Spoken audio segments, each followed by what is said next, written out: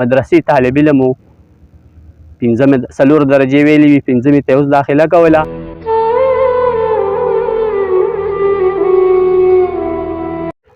السلام علیکم ورحمت الله وبرکاته. څرنګه چې تاسو ته پته ده چې د مفتي سردار علي صاحب په وفات کې د مفتي صاحب سره خپل یو خادم هم موجود و، د هغه د سفر ملګری، د هغه د سټیج ملګری، د ناتخوانۍ ملګری، هغوی سره موجود و چې حافظ صهیب احمد حنفیار. د هغوی په مزار ولاړ یم، د هغوی په قبر باندې ولاړ یم. د صهیب قبر له ډېره موده بعد راغلم، ومې کتل چې ما خو غوښتل چې د صهیب ورور هم راوغواړم چې دلته به ملاقات هم وشي او صهیب ته به په شریکه دعا وکړو، خو هغوی په مدرسه کې مصروف وي، د هغوی کلاسونه علم چونکې کوي مدرسه کې، نو هغوی مصروف وي، د دې وجې رانغلی شو. خو زه د صهیب احمد حنفیار په مزار ولاړ یم، تاسو کتلی شئ. صهیب احمد د مفتي سردار علي صاحب هغه ملګری و چې په کم سفر کې مفتي صاحب شهید کېده، دوی هم ورسره په هماغې سفر تلي وو، هماغې ګاډي کې وو، کوم چې د کوواټ د لور نه راتله مفتي سردار علي صاحب په کوم ګاډي کې وو، هغه ګاډي کې مفتي صاحب شهید شوی و، هماغې کې ورسره صهیب احمد حنفیار هم موجود و او د مفتي سردار علي صاحب په اکسیډنټ کې دوی هم ښه زخمی شوي وو.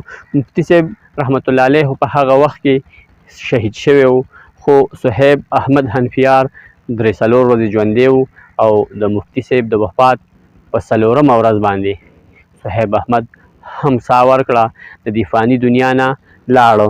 هغه د صهیب احمد هغه ویډیوګانې هم زمونږ په دې چینل کې موجود دي، د هغوی د وفات هغه ویډیوګانې موږ سره موجود دي.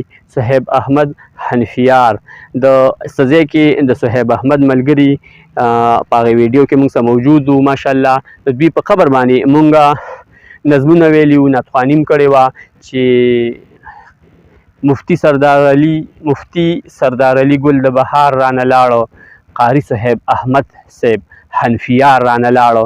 دغه ویډیوګانې هم زموږ په چینلو کې موجود دي، تاسو یې کتلی شئ.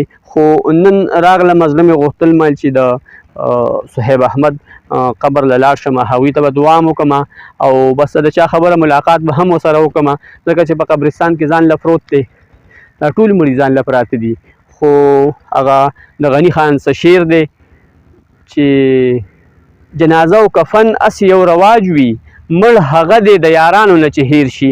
نو ما وویلي چې صهیب احمد حنفیار هم دا محسوسه نه کړي چې د یاران نه هیر شوی ما، بلکې شاید زمانه به د خپل د مدرسې ملګري، کلاس فیلو، کلیوال ډېر راځي، ګوري به، ملاقات به ورسره کوي، دعاګانې به ورته کوي، رونه به یې راځي.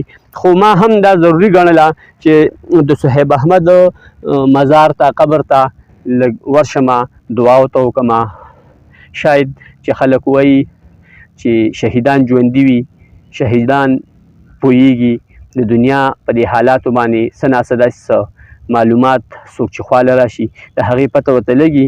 نو ما هم وویل چې زه د صهیب احمد خواله به لاړ شم، سلام به ورته وکړم، دعا به وکړم، د هغوی د قبر زیارت به وکړم، درود شریف به ورته وویم، فاتحه به ورته وویم.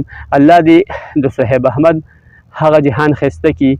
او چونکې دوی مخکې هم ویلي چې زه به جنت ته د مفتي سردار علي سره ځم، نو انشاءالله چې الله به جنت نصیب کړي. وجه دا ده چې شهید شوی او اکسیډنټ مرګ، ناګهاني مرګ د شهادت وي. نو صهیب احمد حنفیار یو ښه انسان، ښه د ښه والي علامې دا وي چې او ښکاره په میډیا باندې یو مشهور ناتخوان هم و، بلکې ډېر نعتونه یې ریکارډ دي، موږ سره هم د دوی نعتونه ریکارډ شته او په نورو چینلو کې هم د دوی نعتونه ریکارډ شته.